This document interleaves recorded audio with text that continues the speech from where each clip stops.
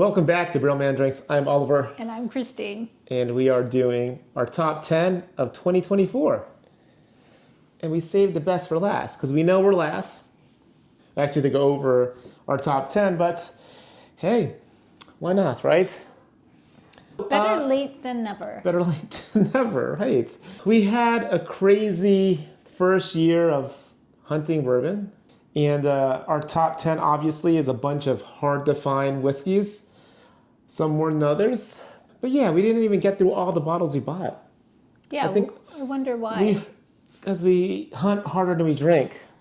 Because if we actually drank everything we had, Christine would not be sitting up in the chair, basically. I'm lightweight and cheap date. Yes, yeah. But you know what? She's been that way for years. And it's either saved me a bunch of money or allowed me to drink more.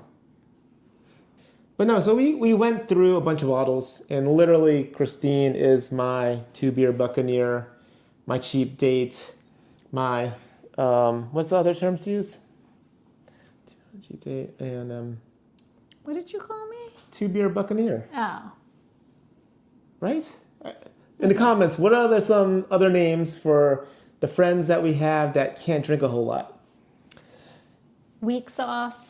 No, that's something else. I think. But yeah, it's okay. Okay. All right, so yeah, we're gonna try not to take forever in this video because we're just gonna run through it. So we have 10. We're gonna run through the 10, and we're gonna leave most of the talking to the top 3, because really that's kind of fits the profile that we have. And if you'll see them, you'll know, right? Watching all our other reviews.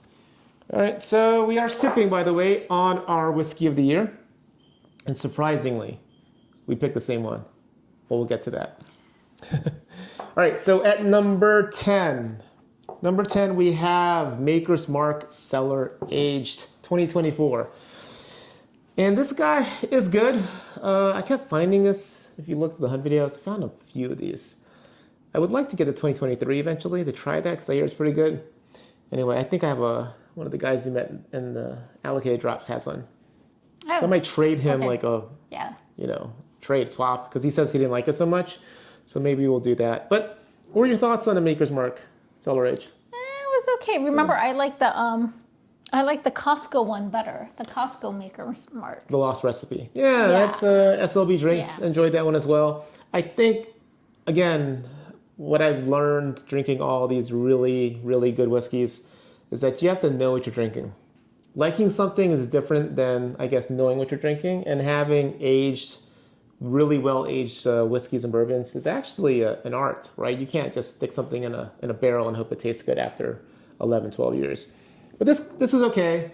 Like I said, we enjoyed it. Christine enjoyed kind of the other expressions more, but I appreciate it for what it is, and it made our top 10. This next one was another really good bourbon, really well put together. I think for me, it was... Wait, did it make the top 10 because of the effort that went into this? Yeah, pretty much. But okay. I think what you'll see is most of our whiskeys are like limited edition, right? They're hard to come by.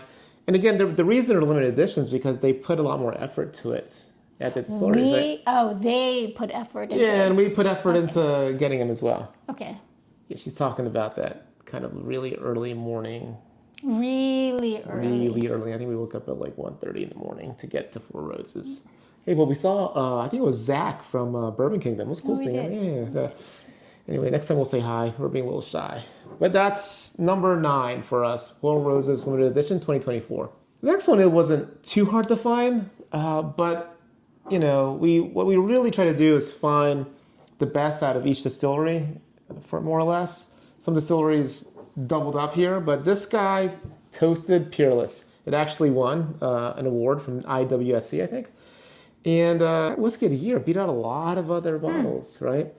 But this is a really good pour. I mean, we're running low on this guy. We gotta find another one, I think. Oh, is that the only one? Yeah. Okay.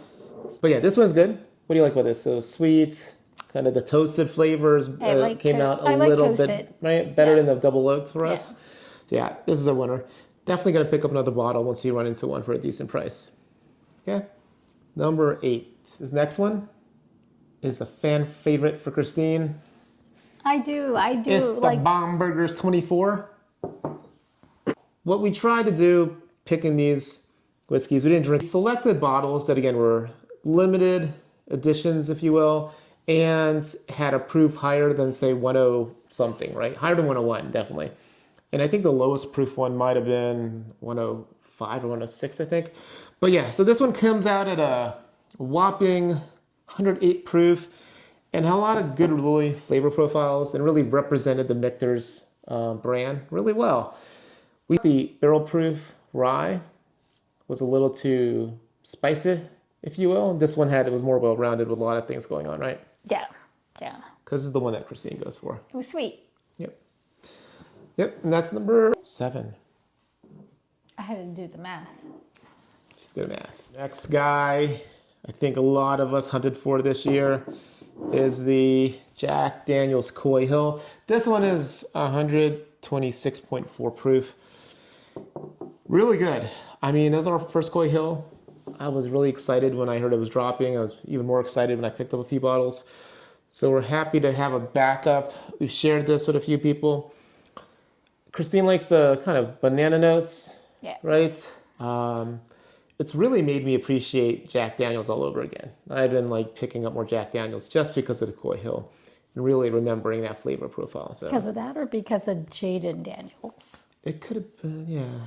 Jaden Daniels might have helped too. He's number 6 on our list. Number 5. You guys all know I am a turkey fan, and I kind of coerced Christine to agree that this made our top 10. Well, because of the effort that went into this as well. Well, there's effort into almost every bottle we have. So if that's the case, then yeah, all of our bottles, pretty much, the limited editions, had effort tied to it. Okay. But no, this was very sought after. Actually, really hard to find. I don't think I've ever even seen this on the shelf in our area. I think it hit Virginia ABCs when we were out of town. In the DC and Maryland areas, I've never even seen it on the shelf. I don't even know if I've seen it at a lottery or a drop. So this one I'm really happy that we have. I thought that the lack of age, if anything, at least you could tell it wasn't as aged as maybe the Russell's 15 or Russell's 13. But it did have all the standard turkey Russell notes. So yeah, it made our top 10. Happy to have it in 24. So now we're at number 4. Number 4, we have the Christine Proof bottle. I like these. Can't knock these down. 13th Colony, 15th anniversary. And this was, I got this in a trade, but I also found a bottle hunting in Atlanta.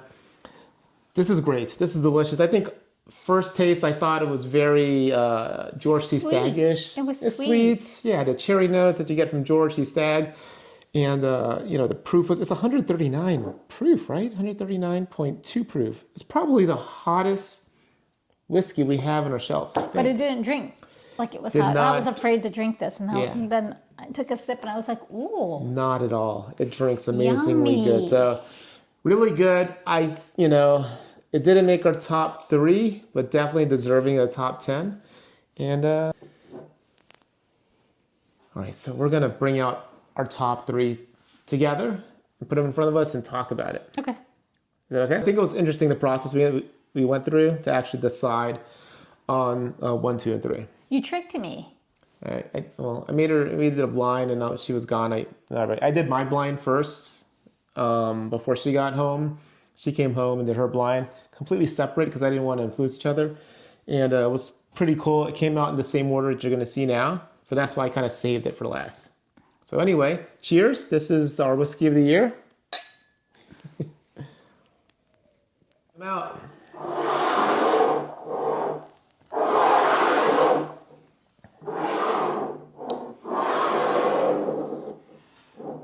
Okay.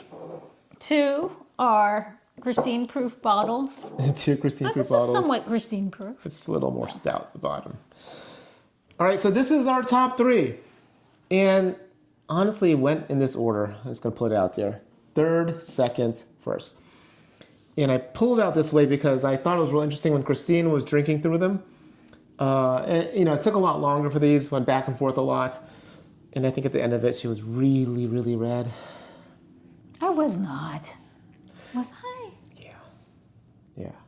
Is that why I picked what I picked? No, you picked it for all the good reasons. So let's go talk about that, right? So I think all of you know Christine is the biggest OFO fan. She was birthday bourbon. 1924. 1924. I started off with 1910. That's why. Maybe that's what it is. So I think this guy, what happened was this. I'm just going to put it out right and why Russell's won for both of us. They all on the palate drink very nicely, right? Sweet on the palate. Doesn't drink over the proof that's stated. Yeah.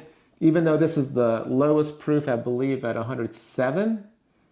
And then our double oak comes in at 133.74. And I think this is like, what, 19 or something? 117.2 on the 15. So they all drank below their proof levels, easy to sip. But what we discovered was and I did it first, and I could actually, drinking these, I could tell which was which. I think I drink enough of these to know. Yeah. The Russell's profile, the Old Forester profile, and then the double oak came off with a different finish. So what happened was they finished all differently. I think on the palate they came off really good, but then they finished differently. You want to talk about how the Old Forester so when finished? I tried this guy first, I was like, banana-y, B-A-N-A-N-A-S, yummy. Then I went over to this. Same thing, it was sweet too. Didn't have the banana-y of it. But I think for both of these, there was something lingered, some type of aftertaste. On the mid palate for me, like on the Is mid that what you call it? Yeah, hit the tongue. Palate. Hit the tongue. It would transition on the mid palate from sweetness to something different, right? And for me, there was I guess a little bit of slightly bitter oak on the birthday bourbon. I don't know, something more tannic. And then on the finish on the double oak for me, transitioned to a sweetness that seemed a little artificial, I guess, right? It was sweet, but you could tell that it was, I think maybe the staves they're using, the maple staves or something, it was sweet.